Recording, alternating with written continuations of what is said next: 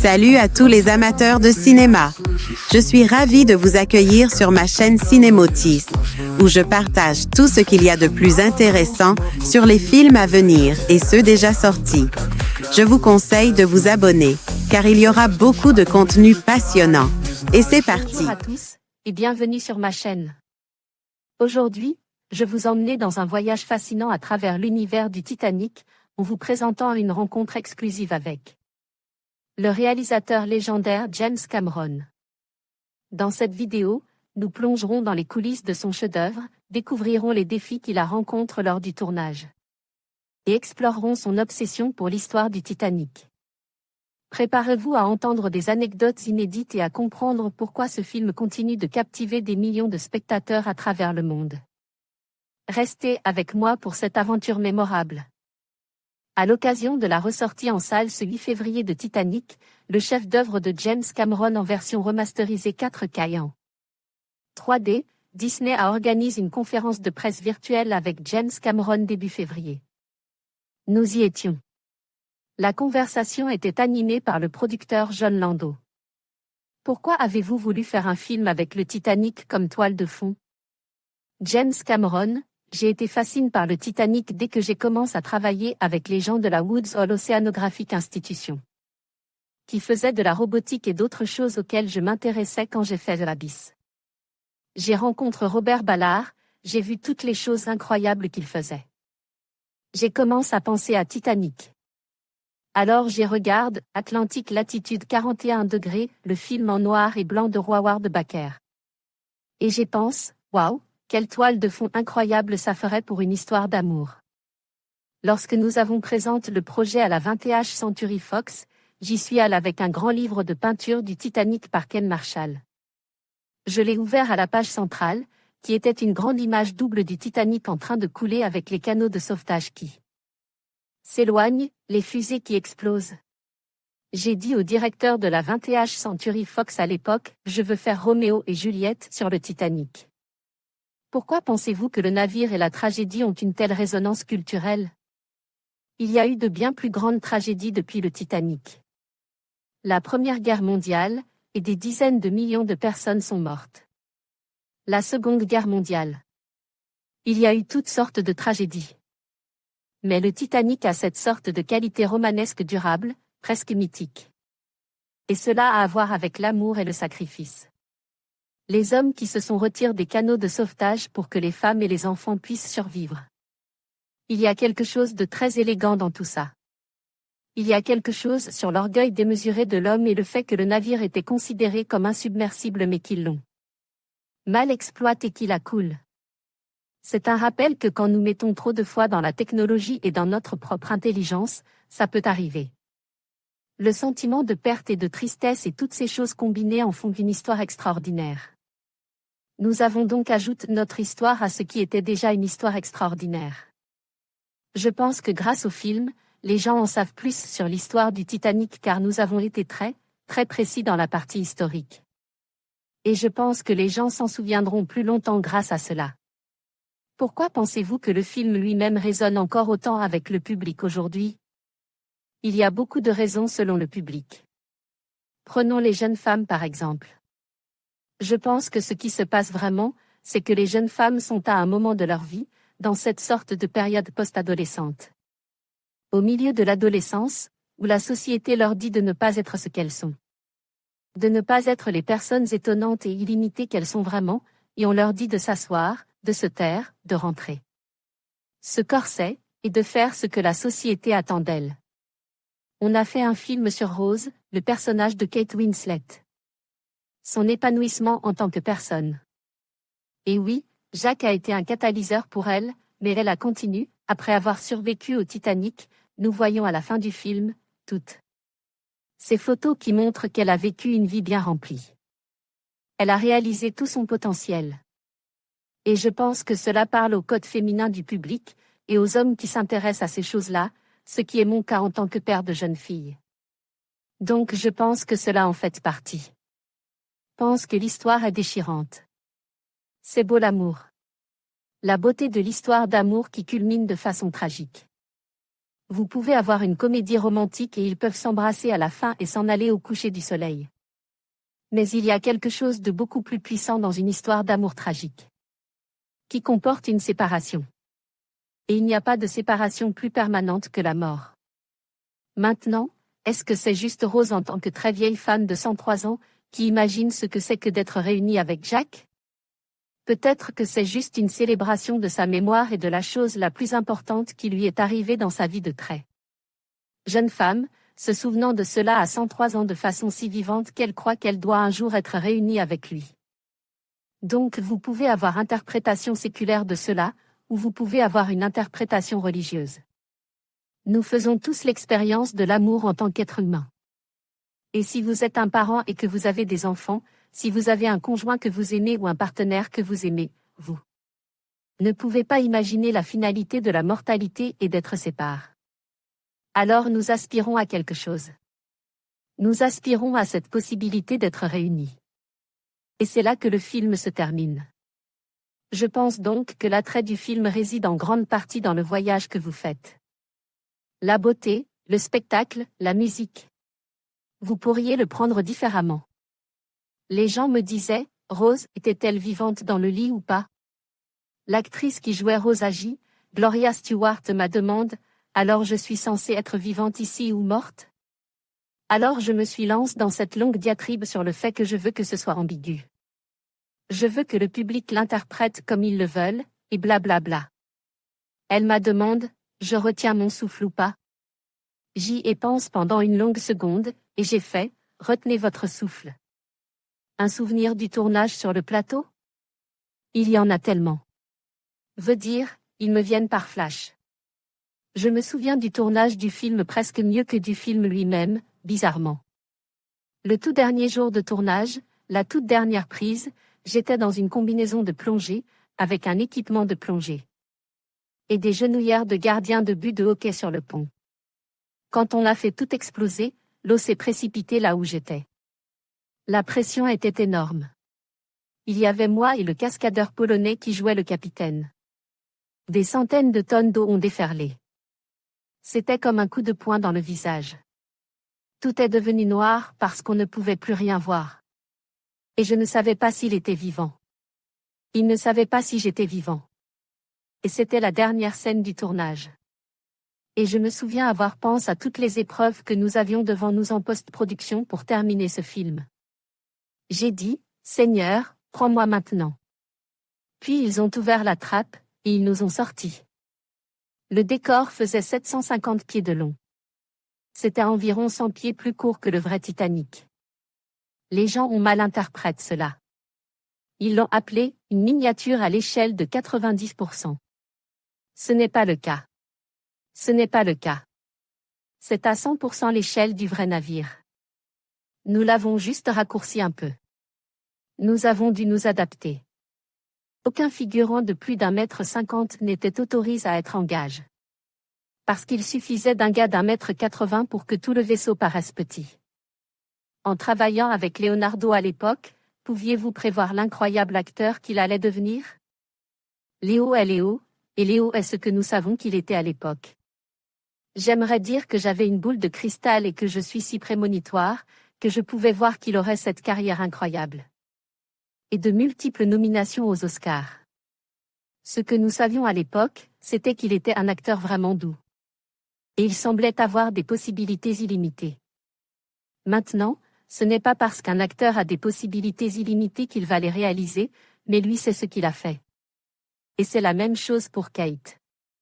Elle a réalisé les promesses de son talent précoce. Quand nous l'avons engagée dans Titanic, elle avait 19 ans. Leonardo avait, je crois, 20 ans à l'époque. Et ils avaient chacun un an de plus au moment où ils ont tourné. Léo avait déjà fait Roméo plus Juliette, ce qui la propulse dans cette sorte de position de leader. Et Kate avait déjà fait un certain nombre de performances remarquables à ce moment-là. Donc, nous avons juste eu la chance de les attraper à ce moment précis de leur carrière et nous les avons propulsés au niveau suivant. Léo, vous avez dû le convaincre pour ce rôle. Au départ, Léo n'était pas très intéressé par le rôle. J'ai été mal cite dernièrement, on a cru que j'avais dit qu'il trouvait le film ennuyeux. C'est faux. Il ne pensait pas que le film était ennuyeux. Il pensait que le film était cool. Il pensait que son rôle n'était pas assez stimulant. Il cherchait un défi. Il avait joué Gilbert Grape, un personnage avec des difficultés. Et il a joué un drogue dans Basketball Diaries. Et il voulait avoir un problème. Il voulait avoir quelque chose contre quoi s'emporter. Ce n'était pas dans le scénario. J'ai dû le convaincre que jouer le gars qui n'a pas un problème évident en arrivant, qui est en fait celui qui est le plus mature. Émotionnellement et le plus adulte des deux. Le transfert d'énergie et l'histoire d'amour se fait de Jack à Rose. Et elle grandit grâce à cela. C'est seulement quand je l'ai convaincu du défi que représente son personnage qu'il a été intéressé. Ça vous montre en quelque sorte la fragilité de tout le processus de casting. Les films dont nous nous souvenons, que nous aimons. Il y a tellement d'endroits où ils auraient pu dérailler, quand vous entendez l'histoire de comment ils ont été faits. Nous avons été extraordinairement chanceux dans nos choix. Parlons du casting de Rose. C'était un processus différent. Ce que nous avons fait, c'est que nous avons vu un certain nombre de jeunes actrices. Et Kate était l'une d'entre elles, elle exprime beaucoup d'intérêt et d'enthousiasme pour le personnage. Elle croyait qu'elle pouvait le faire. Je n'étais pas convaincue. Et en fait, j'étais un peu nerveux sur le fait qu'elle avait joué dans tant de drames d'époque avant cela. Et la dernière chose que je voulais, c'était que Kate encore soit dans un film où l'une des scènes les plus mémorables est celle où elle est mise dans un corset, qui était évidemment un symbole visuel de sa restriction par la société et par sa famille. Au début, je ne voulais même pas la voir. Mais je l'ai rencontrée. Elle était spectaculaire. Elle était Kate. Nous avons demandé à faire un essai, un vrai test comme à l'époque, avec une caméra 35 mm. Nous avons construit un décor, nous l'avons habillée, coiffée, nous avons tout fait. Et c'était en partie pour voir si elle pouvait prendre l'accent de l'Atlantique, de la haute société américaine, en tant que fille britannique issue d'une famille ouvrière britannique. Pouvait-elle le faire? C'était aussi un entraînement pour moi, pour voir comment je réagirais en tant que réalisateur travaillant dans une sorte d'idiome d'époque, ce que je n'avais jamais fait. On s'est bien entendu dans ce processus. Nous avons choisi Kate, et elle a été très généreuse pour travailler avec nos Jacques potentiels au fur et à mesure, y compris Léo. Quand elle a quitté la répétition qu'elle a faite avec Léo, elle vous a écrit un mot et la signe rose de 8, c'est ça? Ce sont deux histoires distinctes. La première est qu'après avoir fait notre audition pour elle, elle m'a envoyé un mot et une seule rose rouge. Et elle a dit, je suis ta rose. Elle était très enthousiaste quand elle est sortie de la lecture avec Léo. Et je ne suis ni aveugle ni sourd. Je pouvais voir l'alchimie entre eux. Elle l'a répété après coup, c'est lui. C'est le bon. Est-ce qu'il y a quelque chose que vous feriez différemment aujourd'hui si vous faisiez le film aujourd'hui? Ce qui est drôle, c'est que mes impulsions en tant que cinéaste, mon esthétique et toutes ces choses n'ont pas vraiment changé. Si je n'avais pas fait Titanic à l'époque et que je devais le faire maintenant, je suis sûr que je serais toujours intéressée par le sujet, sûr que je le raconterais toujours comme une histoire d'amour, sûr que je me concentrerais toujours sur les émotions. En ce qui concerne la façon dont nous l'avons fait, nous aurions utilisé beaucoup plus d'images de synthèse. Nous aurions construit beaucoup moins de décors. Nous aurions utilisé beaucoup de foules numériques, car nous savons comment faire maintenant. Nous savons comment les rendre indiscernables de la photographie réelle. Donc, notre approche serait très différente. Le résultat final, je ne pense pas qu'il serait différent. On tournerait le même scénario, on aurait les mêmes valeurs, la cinématographie serait la même. Mais on ne construirait pas un plateau de 700 mètres de long. Les océans occupent une place importante dans nombre de vos films. Pouvez-vous nous parler de cette fascination pour les océans et de son importance pour le Titanic? Il y a une relation innée entre la France et les océans qui remonte à des siècles, mais qui est certainement illustrée par Jacques Cousteau, qui a été une inspiration pour moi quand j'étais adolescent et qui m'a donné l'envie d'apprendre à faire de la plongée sous-marine. J'ai été certifié comme plongeur sous-marin à l'âge de 15 ans et je ne suis devenu cinéaste qu'à l'âge de 26 ans. Donc 11 ans avant de devenir cinéaste, je faisais déjà de la plongée. Et quand j'ai pu, quelques années plus tard, quand on a déménagé en Californie, j'ai commencé à plonger dans l'océan Pacifique. J'ai passé des centaines, voire des milliers d'heures sous l'eau dans le monde entier. Et puis, avec le Abyss, je me suis intéressé aux profondeurs et à la technologie nécessaire pour y aller, aux véhicules télécommandes, à la robotique. Je suis donc arrivé avec deux passions. Une était l'histoire et la narration, et l'autre mon amour de la technologie et de l'exploration des profondeurs océaniques. Et elles se sont vraiment formées dans cette sorte d'incroyable boucle de rétroaction créative, parce que lorsque j'ai terminé Titanic, j'avais beaucoup d'argent de côte que je pouvais utiliser pour l'exploration des océans. Donc j'ai pu enchaîner avec une période de 8 ans dans ma vie, 8 ou 9 ans, où j'ai fait cette expédition en eau profonde. Nous avons construit de nouveaux véhicules robotisés, nous avons exploré l'intérieur du Titanic et du cuirasse Bismarck. Et nous avons plongé dans le monde entier avec des submersibles profonds, et cela m'a finalement conduit à construire mon propre submersible. Et à me rendre à l'endroit le plus profond de la planète. J'ai donc toujours un pied dans l'océan. Et puis évidemment la voie de l'eau, qui est notre point culminant actuel de l'histoire d'Avatar, qui nous emmenait dans l'océan et qui continuera dans les océans. Donc les océans dans ma vie sont une partie inextricable de ma créativité, de ma passion, les endroits où je veux aller. Et quand j'ai enfin 2 semaines de vacances après 5 années continues de production, devinez où je vais? Je ne vais pas dire où. Pensez-vous que les messages et les thèmes du Titanic sont toujours pertinents pour la société d'aujourd'hui? Regardons les riches et les pauvres, les nantis et les démunis, les gens qui survivent et les gens qui meurent. Les gens de l'entrepont, de la 3e classe, presque tous les hommes sont morts et environ la moitié des femmes et des enfants sont morts. Les gens de la 1re classe, environ la moitié des hommes sont morts et presque toutes les femmes et les enfants ont survécu à 1 ou 2 exceptions près. Vous pouvez donc constater qu'il existe une forte disparité entre la façon dont les pauvres, ce qui leur arrive, leur sort en cas de crise et ce qui arrive aux riches.